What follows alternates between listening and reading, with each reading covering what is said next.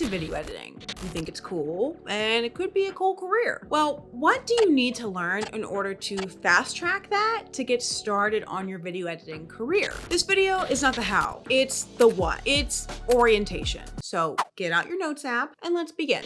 The software. What are we editing this video on? Familiarize yourself with the different professional platforms available to you. Currently, that's usually Adobe Premiere Pro, Final Cut Pro, DaVinci Resolve, and Avid Media Composer. Well, what the heck are they? And how much do they cost? And who exactly is editing on which one? Who are you people? For example, Avid is most popular amongst big, large productions like movies and TV. What are the pros and cons of all of these platforms? I do have a video in the works diving further into detail on all 4 platforms, but you can easily find videos on YouTube going into detail on all of these platforms so you can find out which one is the right one for you. The technique. How does one video edit? Now this varies for each editing software, which is why I didn't put it as the first thing. But once you pick a software, look up tutorials on how to edit on blank. Make sure you don't skip the workspace tours as well, so you can familiarize yourself with where everything is, which will be important when you're done watching all the tutorials and you still have troubleshooting to do, because that's just how editing is. Now, here in this phase, you'll learn the fundamentals of video editing, like cutting and trimming and assembling clips. And you'll also learn how to work with transitions and overlays and effects to enhance your edits. The codecs. Do I think this is the most important thing you need to learn immediately? No. For me, it better registered in my brain after getting more experience video editing and working with different kinds of formats and codecs. However, it is important to become aware of how exactly you are importing the clips, creating a sequence, and exporting said clips out to your final video. The fact that your videos look and act a certain way is specifically because of the format and codec that they are in. So it's not a bad thing to start learning earlier rather than later, considering the massive impact it has on the quality of your video. Audio editing. Bad audio is noticeable way more than bad visuals. You're going to need to learn how to do a basic audio cleanup and mix. What is the volume that your video should be at? And how can you make sure your music isn't going to overpower your dialogue? This is a really important skill to have in your back pocket when you are video editing, so it's definitely worth learning. If we haven't met yet, I am Colleen, and in this channel, I help you to get a video editing job, and I help you get paid doing what you love. For me, that's freelance. Maybe it is for you, maybe not. But in general, if you like video editing, I'd so appreciate it if you can hit the like button so this video can spread to more people, and subscribe if you haven't already. And for more details on my Skillshare classes, including my newest one, which is all about learning Premiere Pro, and to get a free month of Skillshare, definitely check out the link in the description below.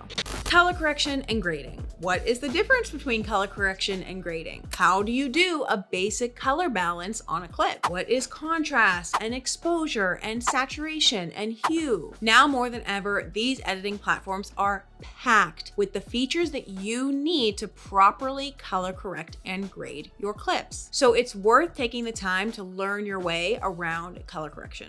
Workflow efficiency. Once you learn the basics of video editing and your way around the software that you chose, if you really want to do well as a video editor professionally, it will be very important for you to get your workflow down. A lot of that has to do with being organized. Feel free to check out my organizational workflow tips video, but having a strong, efficient workflow is something that sets professionals apart from amateurs in the video editing world. Essentially, you're not going into every project that you do just totally blinded, like going in, making a timeline, throwing in some clips. There's organization and structure behind that so that you can stay organized throughout the rest of your project, which then makes you move faster through the project when you are more organized. The other thing that makes you move faster through a project is just going to be shortcuts. And I'm keeping this within the workflow efficiency category because again, it makes a huge difference from being an amateur video editor to being a professional video editor, because if there's anything that separates you, it is absolutely your shortcut knowledge and your ability to move very quickly through your edit. Of course, this comes with a lot of experience and practice over years, and it is something that again, you learn after you learn the basics and after you learn your codecs. And it also varies depending on what software you are using, unless you're going to import your own keyboard shortcuts, which is totally fine, but it's definitely worth taking the time to learn how to move very efficiently through your projects.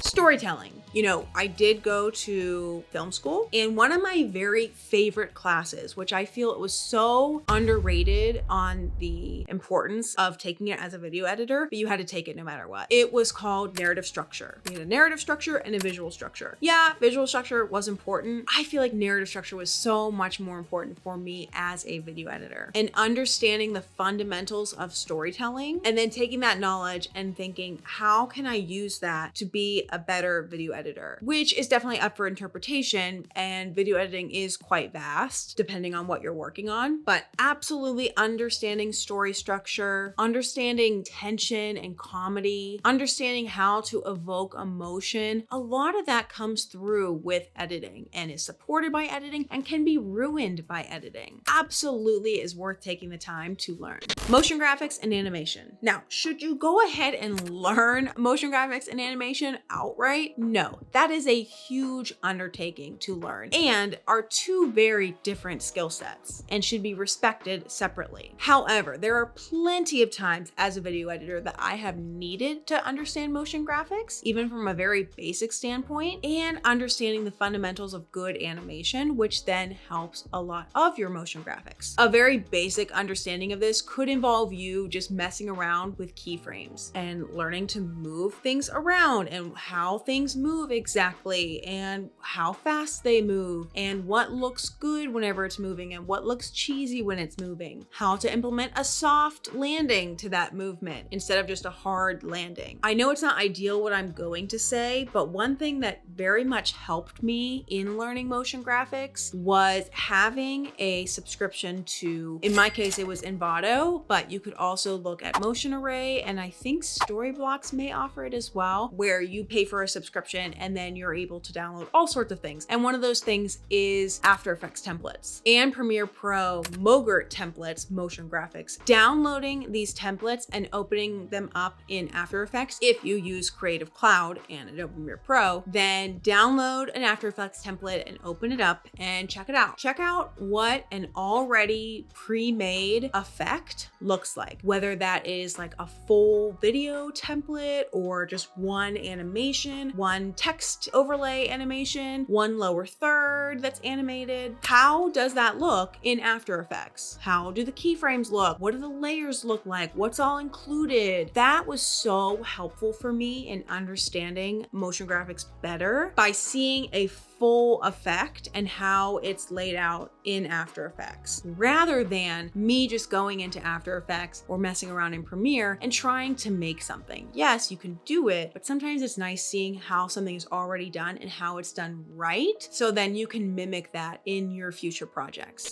Communication. This is not something that's so easily learned, like looking up tutorials on video editing, but you can absolutely look it up, and there are absolutely videos on how to be a better communicator and how to work better with clients, how to be the best freelancer that you can be. Because if you're going to be a freelance video editor, then communication with your client is absolutely something that will get you hired, it will get you fired, it will make you a great freelancer, it will make you a crummy freelancer. And I know this from experience and being a freelance video editor. I literally have been told that I'm a great communicator and I'm consistent and people can rely on me. And all that has to do with a few things. Being able to have good email etiquette, being consistent with how you respond to emails, when you respond to those emails, how you address the client, how you provide the files to said client, how you receive and interpret feedback, how and when you implement changes to the work or notes. All of that is so important to learn and will ultimately make you a better video editor.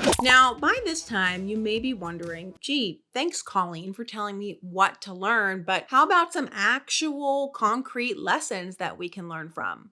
Say no more. Check out this video to dive deeper into learning everything you need to know about video editing. Again, be sure to subscribe for more tips on video editing and freelance lifestyle. Shout out to Logan, my editor. Again, I am Colleen, and I will catch you guys in the next video. Have the best one.